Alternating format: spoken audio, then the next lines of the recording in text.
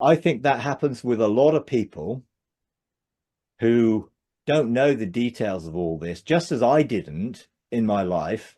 But I can now look back and I can see the cycles that I've been on Mhm. that God initiated, that then I cooperated with, some less so than others, because it was such a challenge to my thinking. It took time for my mind to be renewed before it affected how I lived. And then before then, it opened up doors of opportunity to move into something new, whether that be a new place or a new role or a new position in God, or just something that unveiled something deeper, you know. But as I then saw the transfers houses, I didn't know how they worked. I mean, I encountered all the 12 houses. I engaged the high chancellors. It was like, wow.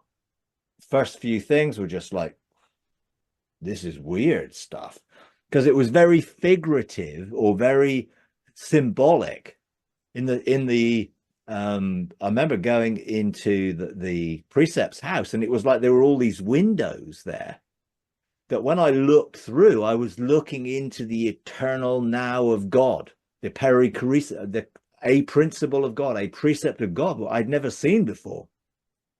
And some of them were almost eternal principles or things beyond my earthly experience, but there were windows in there that facilitated me seeing into it before I could ever enter into it, which eventually I was able to do. I saw, and even seeing a glimpse of something was just life transforming, or certainly sometimes disorientating to my present belief system. And I think some of those were the cognitive dissonance things that got set up in my life. It's like, this doesn't compute, but it's like, it feels really good, but it doesn't compute. So where do I go? So I went through many stages of that. But then I saw that as I engaged, I went into the house, the second house, which was full of eyes. And it was just like, and you remember some of the angels had eyes on their wings and all these, eyes within the wheels. And it was just like, whoa, this is weird stuff. And it felt weird. I couldn't relate to it in a sense because it was just too weird, all these eyes, you know. But actually, the statutes of God are the revelation of how God's thoughts are and how you see things and perceive things. So it made sense later on. I think, oh yeah, there are all these ways, new ways of perceiving life, of perceiving God, of perceiving myself. So that changed how I saw things. My thinking changed. And that was symbolically expressed to me as all of these eyes, that were in everything. It seemed like I just couldn't, it was a weird, like you can imagine Ezekiel trying to describe what he was seeing, of these wheels within wheels and eyes. And, it's like he's trying his best to describe something which is really outside of his, normal everyday experience in life. And that's what it was like for me. So I'm seeing this stuff, but it's just too weird. What is this? But as I re-engaged it, because I had all of the encounters with them one after the other, and they were all like, whoa, all too much to take in. The Discovery House and the stuff there. And it was just like, oh, look at all these scrolls of things. It's like, and I'm like, what? Yeah. But, I went back and I re-engaged. And then I said, well, how does this work? How does this actually work?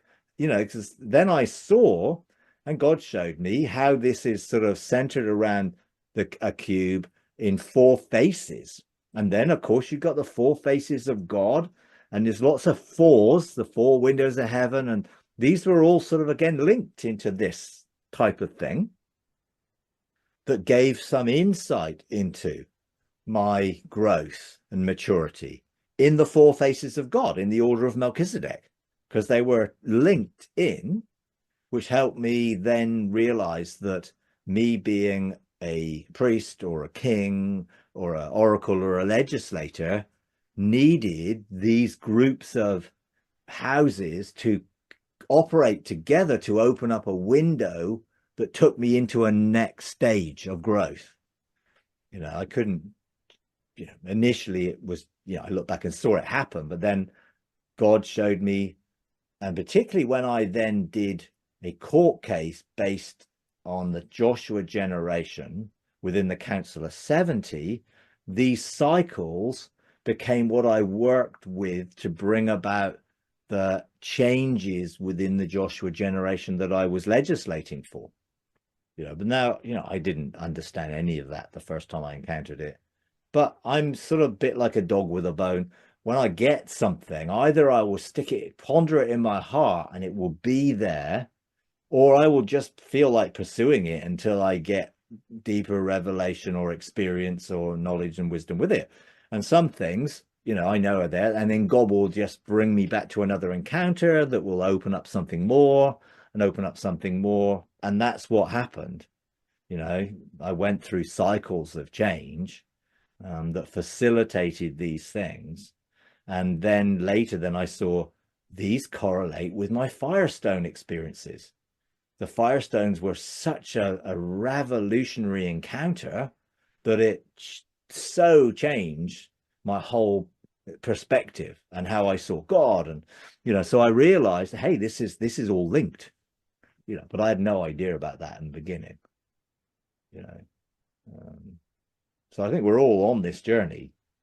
And I think mankind is on this journey as a corporate entity, not just as individuals. We're all, because it talks a lot about all mankind were reconciled, and all mankind were justified, and all mankind were made righteous. And there's this sense of a progression, really, of growth and maturity.